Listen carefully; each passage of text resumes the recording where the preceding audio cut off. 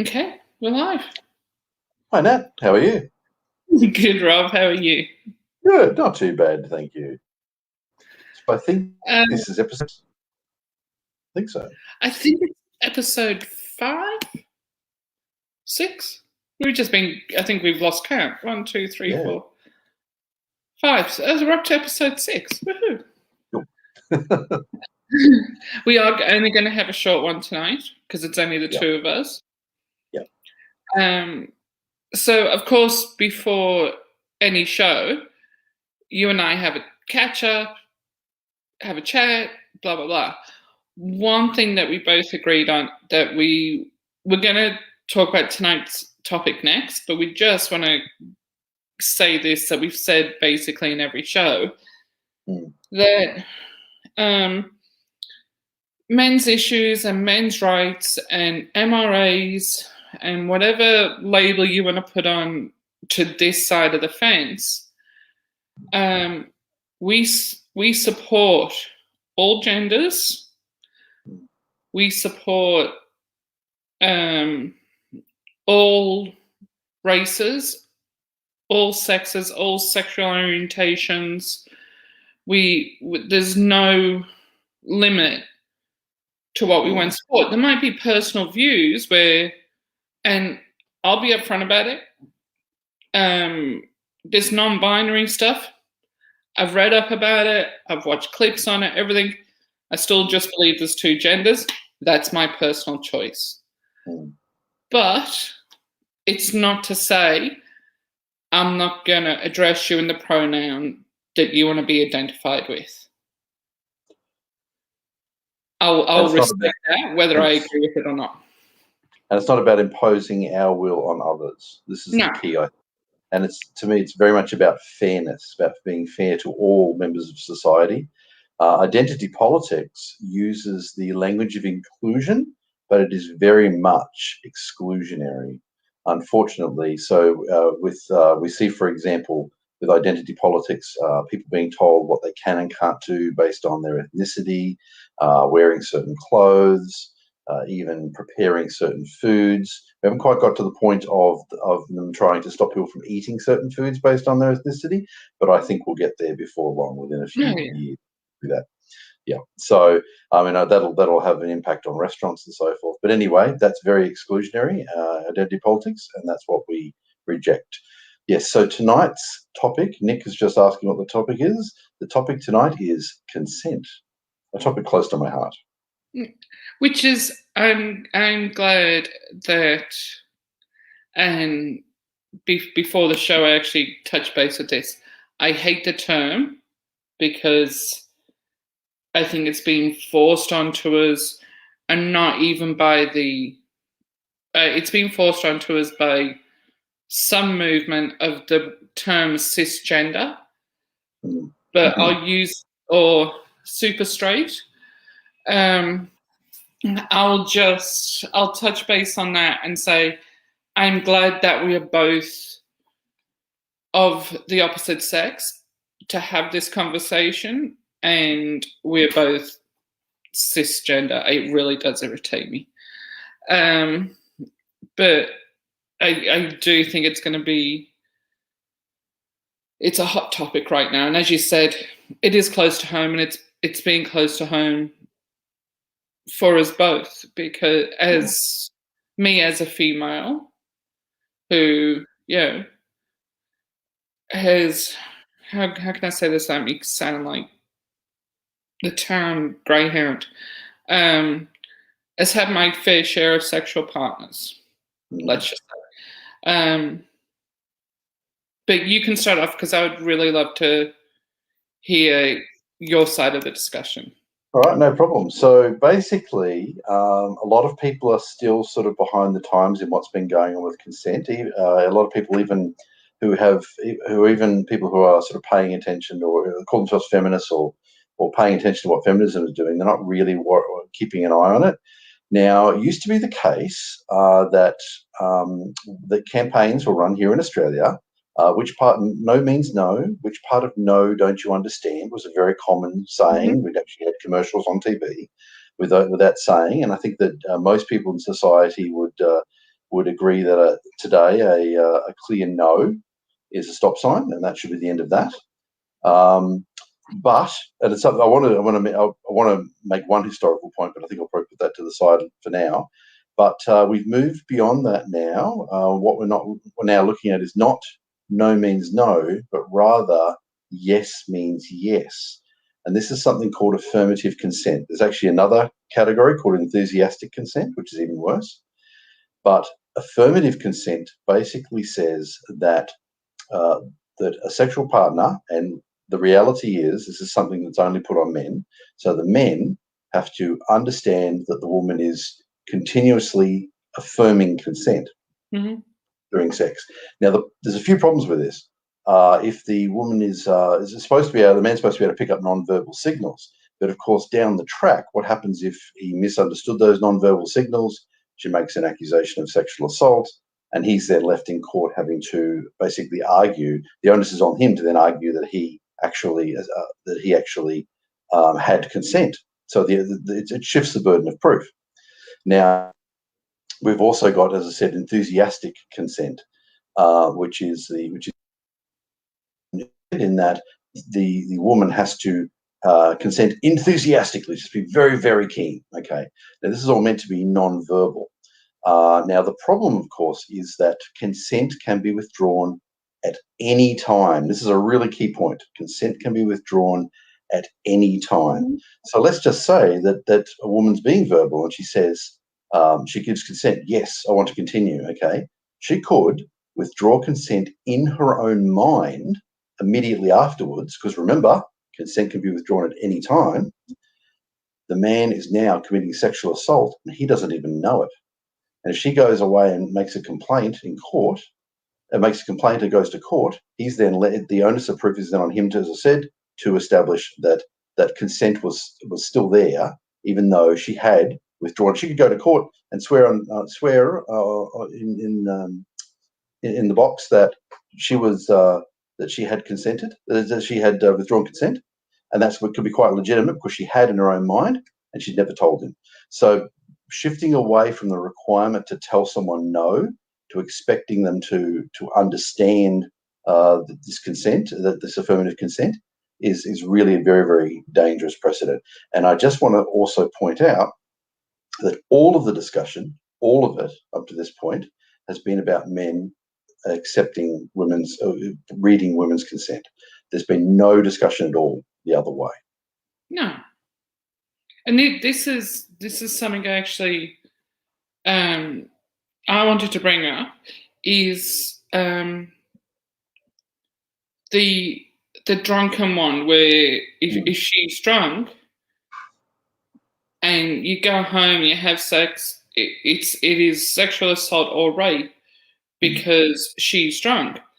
But what if the tables are turned? What if I'm driving, I go out on a blind date, I pick him up, I go out drive. Because I'm driving, I don't drink. He has a few, come back to my place, have sex. Haven't I technically sexually assaulted him or raped him? The state has shown no interest in pursuing that at all. They very much consider it gendered. In fact, one of the jokes in our groups, you wouldn't have been there that day, Natalie, but one day we had a barbecue in Brisbane.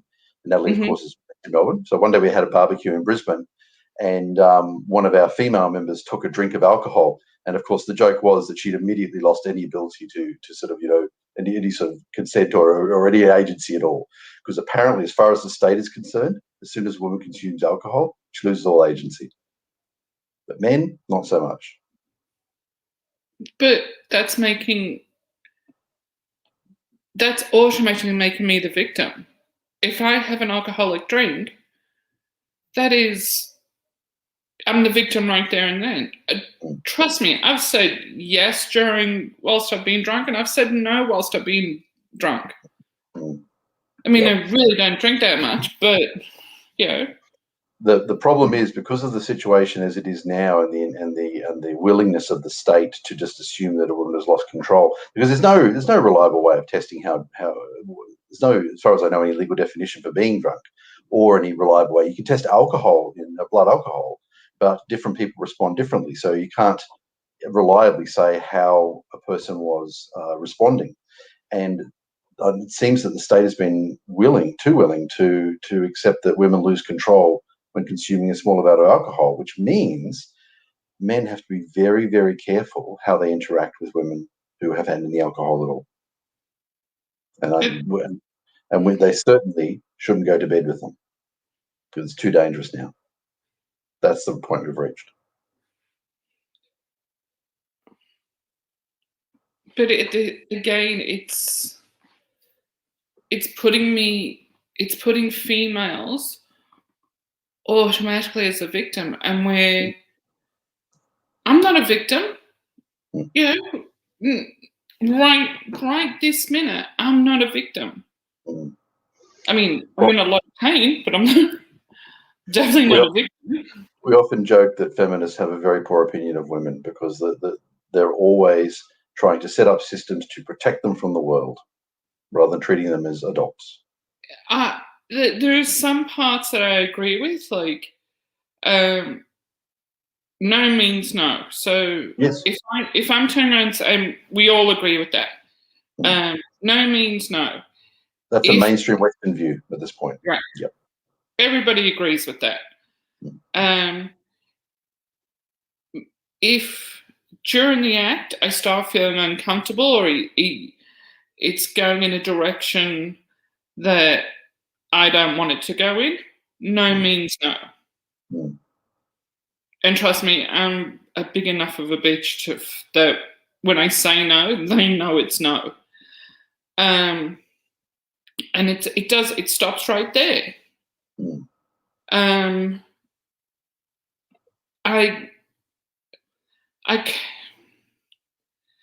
I think nowadays we're all. I'll restate this one. Okay, so for our generation, so I'm 50. Yeah, I know I don't look it. So from, let's say 35, where a good maturity has hit a lot of women, like you still think you're 16, but you've got that, you finally got that adult brain. So 35 up, right in this day and age, you're strong, you're independent, you've worked, most of the time you've had kids, you're pretty grown up by this stage. What I am finding, though, is 35 down, is a lot of women who go on Tinder dates, for example, left and right, and they'll go on a different date every single night just to get the free meal. Wow. Or sounds like a lot of work for a free meal to me, but anyway, go on. Or they'll send nudie shots. They're the first, or they'll play the sexual being game and then get shocked when they get the famous dick pic. And all these sort of things. I think 35 down in today's day and age are a lot more sexually explicit than what we were, or what this 35 up age group were. Do you think that's a function of the age, or rather of the time? Do you think that it's changing in terms of? Well, funnily enough, I think it's a lot to do with the times. And I had this conversation with a friend today that I can remember, and I'll blame myself as a parent and a lot of people, a lot of my generation or our generation, where kids have no respect now. I had lunch I had today off, and I had lunch in this beautiful pub in Berwick, and it was old and it had these beautiful old tables and these fantastic photos up on the wall. And we were sitting inside, we were looking outside at the beer garden, and all I could picture was this on a Friday or Saturday night with a bunch of 18 to 25-year-olds getting drunk and not appreciating the beauty of this old pub. And I thought back and I thought the clubs and the nightclubs I went to were modern, but if I went into a place that was old or was an RSL or something like that, I appreciated the history of it, where I just don't think it's appreciated now. So I do think it's not an age thing. So it wasn't like when we were 18. I think it is a generational thing where sex is explicit. So when these, God, I sound like my mother, when these kids that are, and we could be talking into their late 20s, being so sexually explicit, and they go out and they have these one-night stands, and they say yes. But how is anybody? I wouldn't know how to read the body language. It's almost, I think it's impractical to expect people to read another person's body language and know reliably what it is that they're saying. I mean, yes, we do. Humans do communicate non-verbally a lot, but when so much is hanging on it, I think it's ridiculous. And I think that there would really need to be verbal communication. And as I said, I'll remind everybody, consent can be withdrawn at any time. So bear that in mind. I think it's got to be the word no. That's I don't think it's got to be the word yes. It's got to be the word no. Exactly. That's right. Because I could be making out with a guy, and I'm going to use myself always in this scenario, so I'm not targeting anyone, I'll target myself. If I'm making out with a guy and he starts taking my clothes off, that's when I have the choice to say no. That's right, exactly. And he doesn't have to hear the word yes, he has to hear the word no. Yep. And if there really are young women who are having trouble saying that, then that's the problem, and then that needs to be addressed. Right. But it's not the men that we have to educate, then it's these women that we have to educate to teach them to stand up and go, no. See, any feminist watching will now be screaming victim blaming. So, there is that. But I'm not victim blaming. I'm teaching these women to be strong, independent women, which the feminists want. Yep. Supposedly. I am lucky enough that I'm a strong, independent female. I live by myself. My son comes home once a week, once a fortnight, for a couple of days, then goes back to work. He works down at the island. My sister is an amazing, strong, independent woman. She's actually one of my heroes. She has saved me from myself, from self-destructing. My mum, strong, independent woman. My grandmother, strong, independent woman. So I come from this long line of strong, independent women. And I'm a strong, independent woman. If it happened because of the perception of what feminism was, great. Powerful to you. But I'm not going to call myself a feminist in today's day and what day. And I'd also encourage people to look. I mean, I'm trying to finish a book on this exact subject. There's a part of the reason I always find new material to add, which has been part of the things been delaying me. But look at the historical record. Look at the lives that men and women led historically. I think people would be stunned at how much women worked, how often they ran businesses, how involved they were in politics, and so forth. It's just amazing.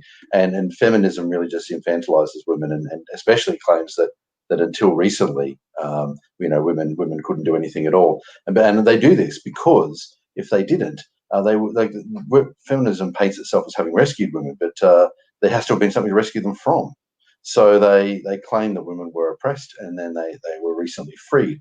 But history is rather a lot more complicated than that. So, yeah, and well, this is going to be a future topic of suffragettes and the bra burners. So I don't want to touch too much on it tonight, but I have done a lot of research on it because I've sent you a million clips. But my understanding is there was about a 10-year gap, and I think it was between 1918 and 1928. That was in the UK. Yeah, in the UK, where women didn't have the same equal opportunity to vote, and it was only because of the end of World War One.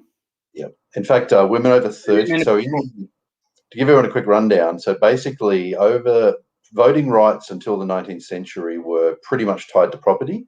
We know the UK is the country with the best records. We know that women who were property owners could vote. They've got 16th and 17th century records showing that. It is true, most property owners were men, but there were a minority of property owners who were women. Over the 19th century, the UK gradually added more and more men to the franchise, but they didn't actually grant the vote to all men until 1918. And this actually means that a lot of the men that the UK drafted and sent off to World War One couldn't vote for the government that sent them. Now, at the same time, they granted the vote to women over 30, and then 10 years later, they brought it down to the same age, which was 21. And it's generally believed that this was because of the large number of men who'd been killed in World War One, that the women would have constituted a majority of the electorate if they'd granted them the vote on the same basis in 1918. So yeah, there was a 10-year period, and as a general rule, if a country got its independence in the 20th or 21st centuries, men and women got the vote at the same time. If it got its independence in the 19th century, then there's usually a few years or sometimes a few decades between universal male suffrage and universal female suffrage. That's as a general rule. So there's a few exceptions, like one or two countries where it was over 100 years, but they're outliers. Most countries, Australian colonies, were between 7 and 51 years. Yeah, but I think women got the vote in Australia in 1901 from. So Australia, of course, was federated in 1901. What they did was at the first election, they said if you could vote in your home state, because they didn't have a chance to produce any federal laws, they said if you could vote in your home state, you could vote at the federal election. And what that meant was that in two states, now I think it was in two states that women could vote. So and then women got the federal vote in 1902. But there were a couple of states where they were already entitled to vote, and so could vote in the first election. So it wasn't a lot, and the American suffrages was just completely different. It was more racist than people ever realize. Well, yeah, I mean, I know we're getting off the topic now, but yeah, a lot of people don't know that certainly the feminist movement was actually tied up with the KKK at one point, actually, in the US. Not all feminists. There was a minority who objected to this, but the majority of feminists in the 1920s, for example, were very closely aligned with the KKK, and the feminists who rejected that, their branch of feminism basically died off. But that would be a great topic for a future. Yeah, we will. We are going to touch base on this in a future thing. The one thing I did want to touch base on, is going back to consent, was I believe it's in Canada. Now you can correct me if I'm wrong because you're the one writing the book. Is there's actually now a contract that a female can sign to say, yes, I've agreed to sleep with John Smith. So, well, my book's on history, but those contracts, they're basically witness signatures, basically see people saying, yes, I consented. The problem is, and some people even on our side have argued I'm a bit harsh on this, but I say they're not worth the paper they're written on. And the reason is because consent can be withdrawn at any time. So the woman may well have signed that document and meant it at the time, and 1 minute later or 30 seconds later or 5 seconds later changed her mind, withdrawn consent. And she'll go to court and they can ask her and she'll say, yep, absolutely signed that and agreed with it, and then I changed my mind. And that's perfectly legitimate, and therefore the paper's not worth anything.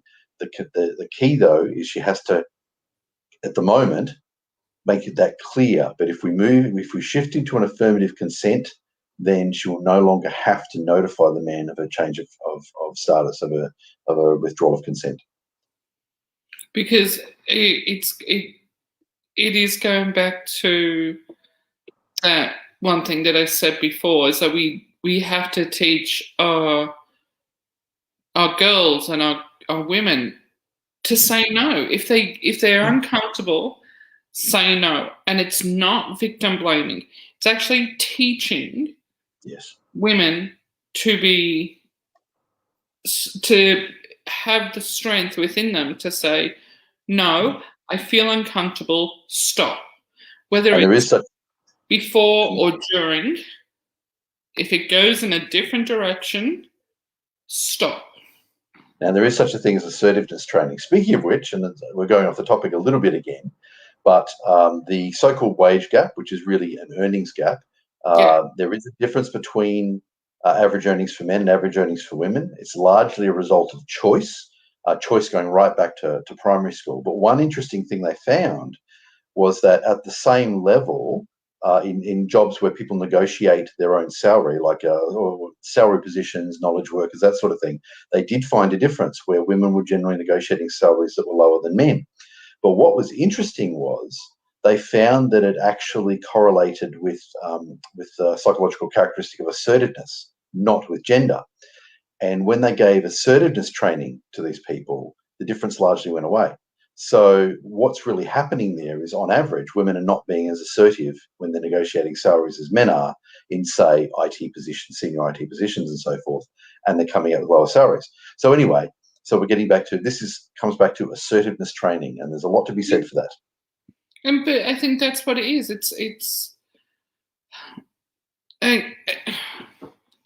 Yes, I do think to a very small certain extent, you do have to read between the lines. So if she's timid, she's going, yeah, okay. Obviously, she's not okay. But that's a clear sign that you don't have to be a mind reader for that. Nick commented before, it's hard to be mind readers. But if she's timid and she's going, yeah, okay, let's do this, she's not. She's obviously uncomfortable and she's just going along with it.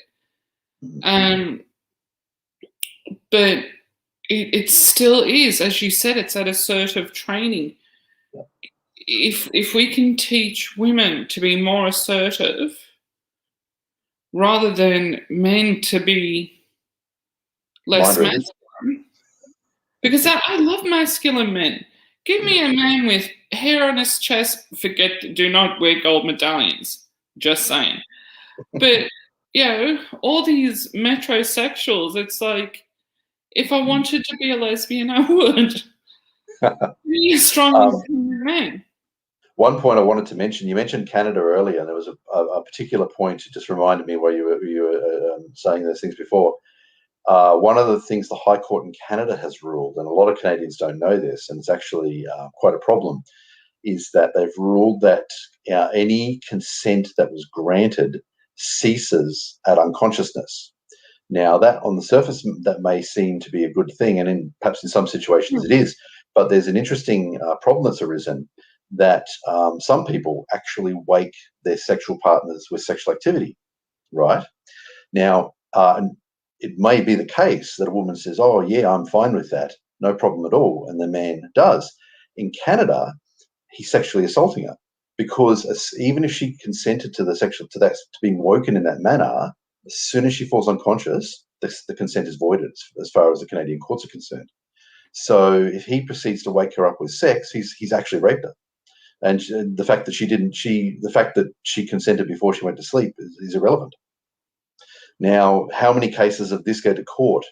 Perhaps it's not not going to court often, but the fact that this is occurring is, I think, extremely concerning. Okay, so we've actually done really good tonight. We've just hit 30 minutes. I think the moral of tonight's episode literally is women, say no. Yes. No offense to men, they're not mind readers, but neither are we. Yep. I had a couple of case studies I was going to mention. Yeah. We said we were going to do a few extra ones, didn't we? So there was a gentleman by the name of Kevin Ibbs. He's Australian, was Australian. He's passed away now. Kevin Ibbs was, I think I may have mentioned him previously, actually. Kevin, on the previous episode, Kevin Ibbs was accused of rape, and he had consensual sex with a woman, and after they'd been having sex for a while, she withdrew consent, and she claimed Kevin continued having sexual intercourse with her for 30 seconds. I believe he disputed that.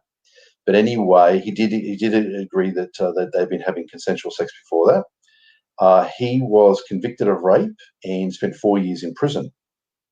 Now, what ended up transpiring, though, is his ex-wife was in the house at the time, knew he was having sex with this woman.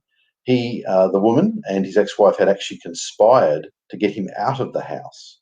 And they actually, so she started having sex with him, intending to withdraw consent suddenly, which she did, so to get him charged with rape and jailed and get him out of the house. Kevin lost everything. He estimated his losses at over $1 million Australian dollars. He was spent 4 years in jail. He was eventually exonerated, but only because the criminal conspiracy came out, not because of the 30 seconds. So let's be very clear about that. Okay. So he ended up taking his own life. He received $20,000 in compensation, and a few years later, he took his own life. His life had been destroyed by this criminal conspiracy.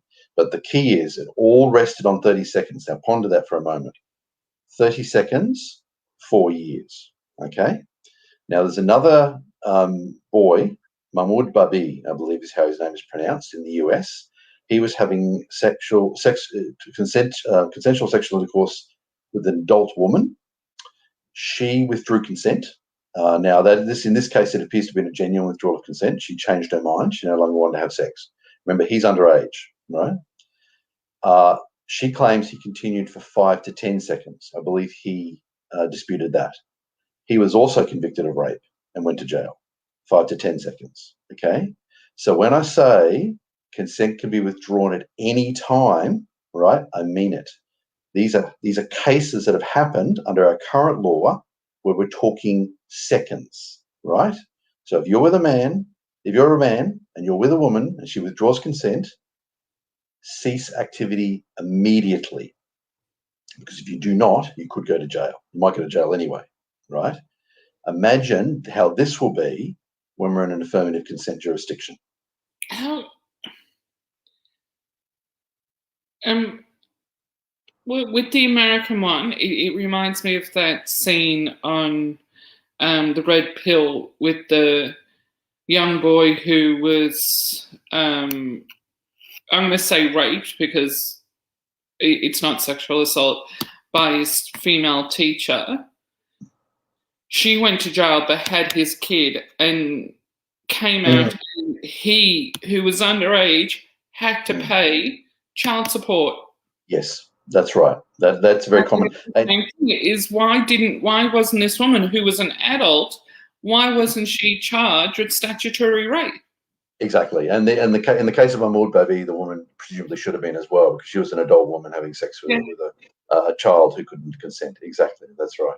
By the way, in the case of those child support for underage fathers, the state will normally not require them to pay until they're 18. And what happens is on their 18th birthday, they get hit with a back claim to the birth of the child plus interest. But so he was assaulted. He was raped. Yes, by this. It wasn't even statutory rape. He was raped. Yeah, there are also a lot of cases in the US that are documented of men who are provably not the fathers being compelled by the state to pay money. and being jailed if they don't. Yeah. Well, how's that? How does that work? Yeah. So yeah, there are a lot of these cases. It's standard now. I understand, especially in America with American sports, the way it is, the millions of dollars the American sports players are paid. So we're talking about football, basketball, baseball, and all that, where they're instructed that if you're going to hook up with somebody, to definitely use a condom and get rid of it yourself. Mm-hmm. Because if you rely on her to do it, and this just makes me she will go and inseminate herself with the stuff that's left behind in the condom, get pregnant, and then hit you up for child support. Yep.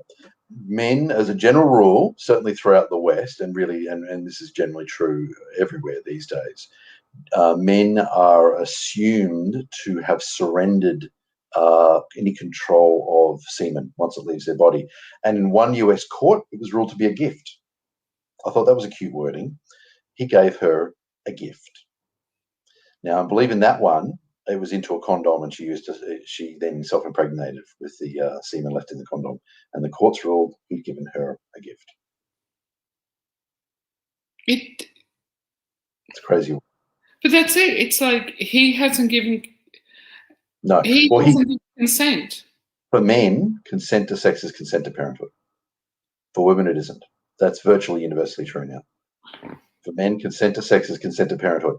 Remember that, men, when you're having sex, because you are consenting to potential parenthood. Think about that. By the way, on the topic of that, there's been a bit of a turnaround in terms of younger kids, sort of under 18 at the moment, where they're actually having less sex than the 20-year-olds were at their age.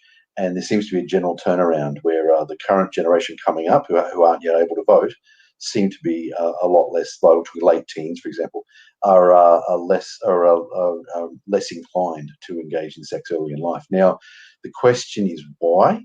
It could be that they're being more responsible. Could be that they're being more fearful. So yeah, there's a few reasons, but I suspect them. Video games. Yeah, yes, that's actually been raised as a possibility as well. Exactly, that's right. Especially among the boys. I think I do truly believe it's video games. I mean, I'm going back to when I was. Oh, thank God, on this part. Thank God my mother's not here to hear this. May she rest in peace and all that. I was nightclubbing at the age of 14. I was tall. Yeah. And I've always been tall. Like, you know how tall I am.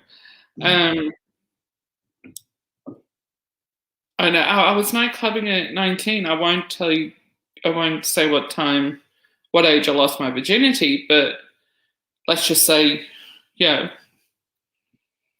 it was before 20.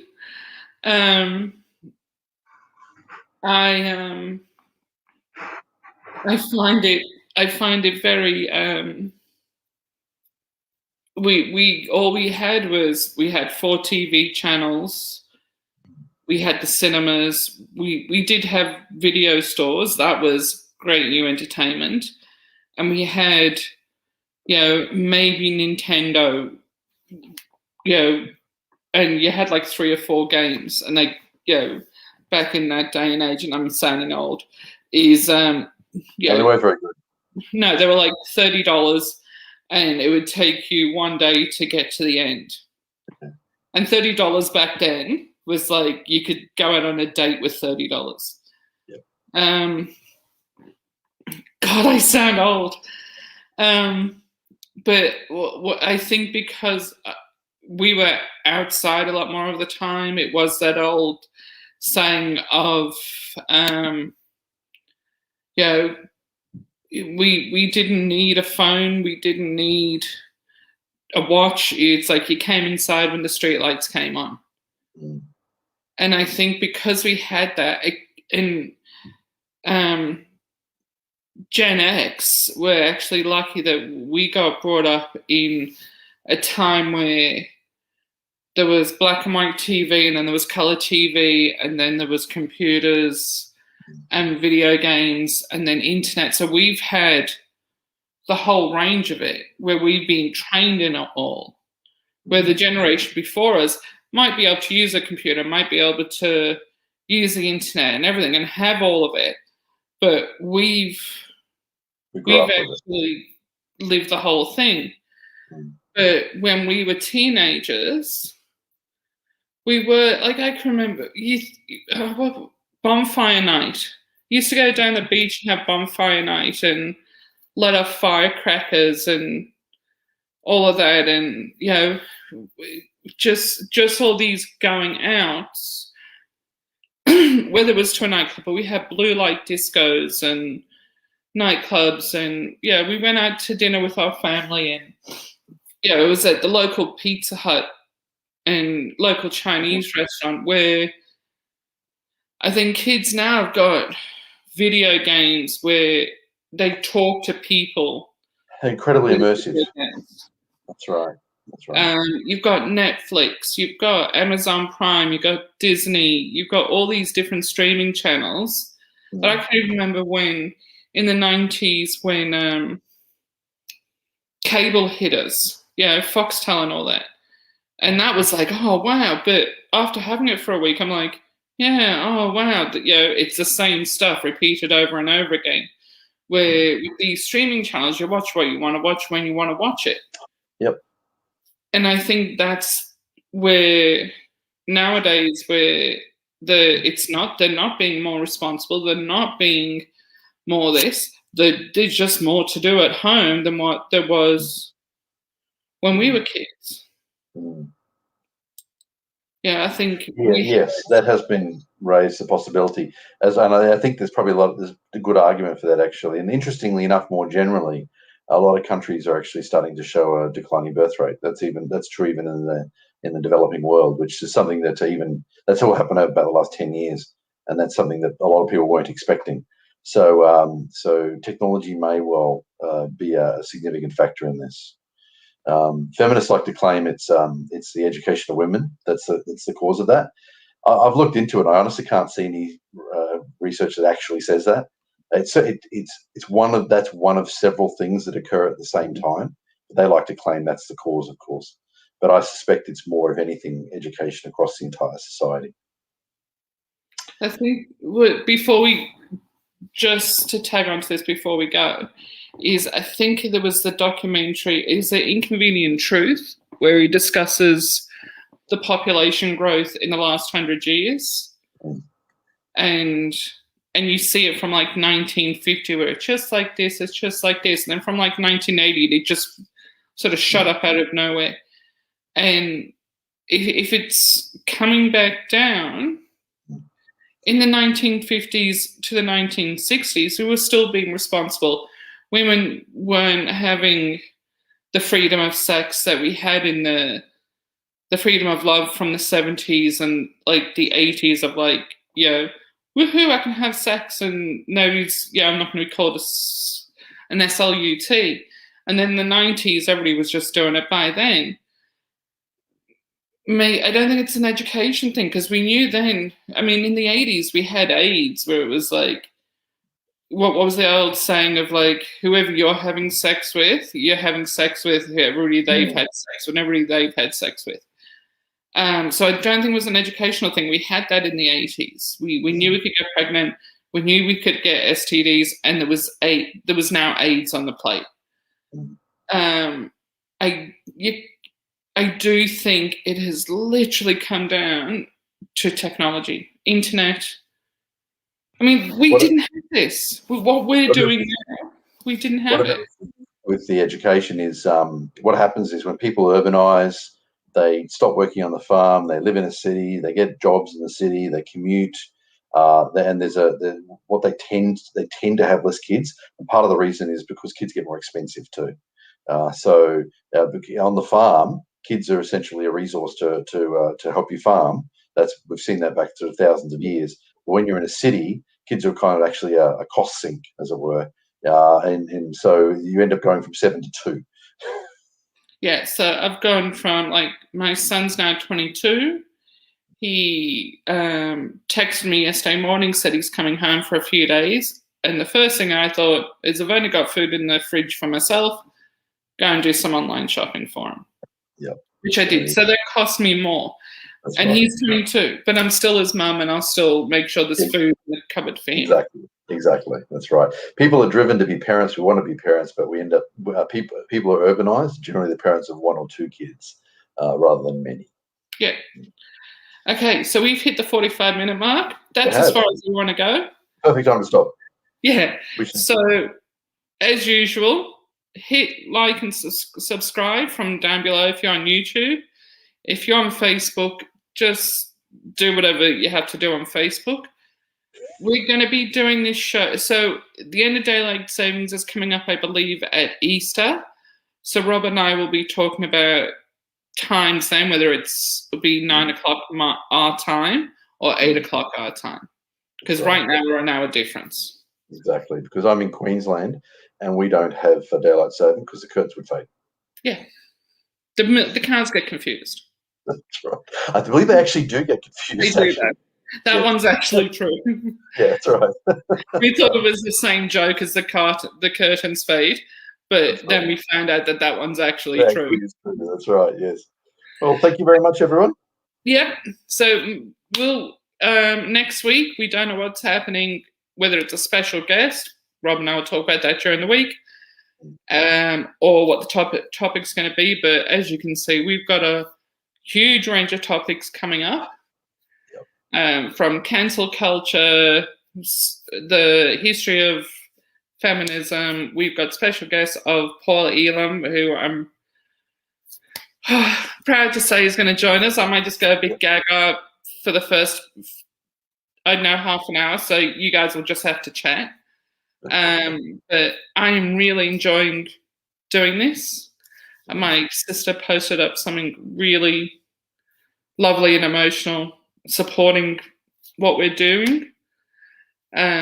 So we're slowly getting out there, but we're getting out there. But you hit share our videos, get everybody talking about what's happening, because we're not doing this for us. We're doing it for you. Like every man, woman, child, non-gender, cisgender, transgender, whatever gender you want to be labeled at, we're doing it for you. Yep, that's right. Thank you very much, everyone. Okay, good night. Night.